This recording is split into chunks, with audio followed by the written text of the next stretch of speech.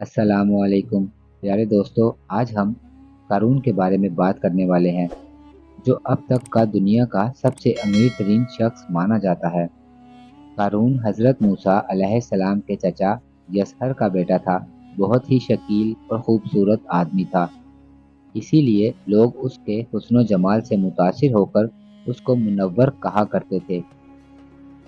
اس کے ساتھ ساتھ اس میں یہ کمال بھی تھا کہ وہ بنی اسرائیل میں تورات کا بہت بڑا عالم تھا اور بہت ہی ملنسار اور با اخلاق انسان تھا، اور لوگ اس کا بہت ہی ادب و احترام کرتے تھے۔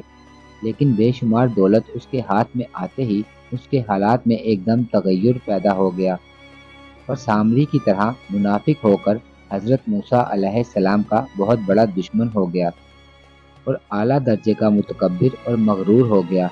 جب زکوٰۃ کا حکم نازل ہوا تو اس نے حضرت موسیٰ علیہ السلام کے روبرو یہ عہد کیا کہ وہ اپنے تمام مالوں میں سے 1000واں حصہ زکوٰۃ نکالے گا، مگر جب اس نے مالوں کا حساب لگایا تو ایک بہت بڑی رقم زکوٰۃ کی نکلی۔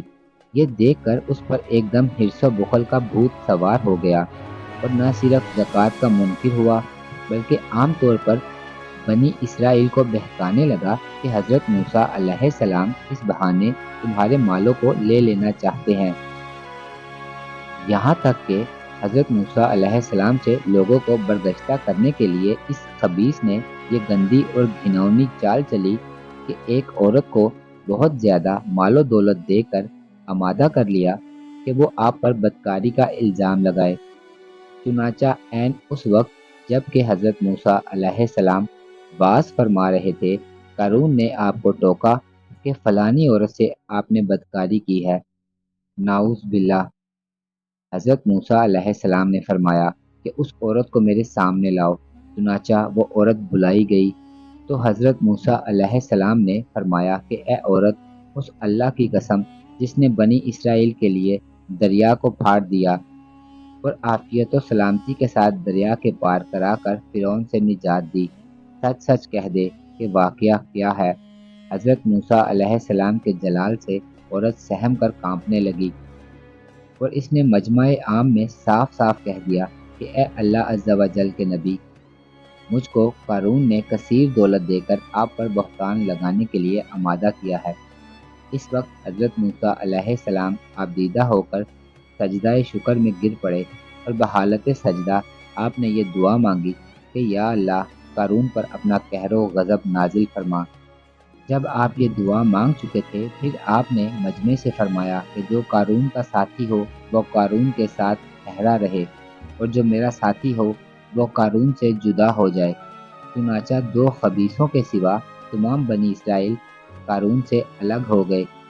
پھر حضرت موسیٰ علیہ السلام نے دعا کی، یا اللہ اس سرکش کو سزا دے۔ پھر لوگوں نے دیکھا قارون ایک دم گھٹنوں تک زمین میں دھنس گیا۔ یہ دیکھ کر قارون رونے اور بلبلانے لگا اور قرابت و رشتہ داری کا واسطہ دینے لگا، مگر آپ نے اس کی کوئی سفارش نہ فرمائی، یہاں تک کہ وہ بالکل زمین میں دھنس گیا۔ دو منحوس آدمی جو قارون کے ساتھی ہوئے تھے لوگوں سے کہنے لگے کہ حضرت موسیٰ علیہ السلام نے قارون کو اس لیے دھنسا دیا تاکہ قارون کے مکان اور اس کے خزانوں پر خود قبضہ کر لیں۔ تو آپ نے اللہ تعالیٰ سے دعا مانگی کہ قارون کا مکان اور خزانہ بھی زمین میں دھنس جائے۔ چنانچہ قارون کا مکان جو سونے کا تھا اور اس کا سارا خزانہ سبھی زمین میں دھنس گیا۔ قارون کا خزانہ اس قدر زیادہ تھا کہ اس کا اندازہ آپ قرآن پاک کی ان آیات سے لگا سکتے ہیں۔ اللہ تعالیٰ کا ارشاد ہے کہ ہم نے قارون کو اتنے خزانے دیے تھے کہ ان خزانوں کی کنجیاں ایک مضبوط اور طاقتور جماعت بمشکل اٹھا سکتی تھی۔ پھر ایک جگہ قرآن پاک میں آتا ہے، بے شک قارون موسیٰ کی قوم سے تھا، پھر اس نے قوم پر زیادتی کی اور ہم نے اس کو اتنے خزانے دیے جن کی کنجیاں ایک طاقتور جماعت پر بھاری تھی۔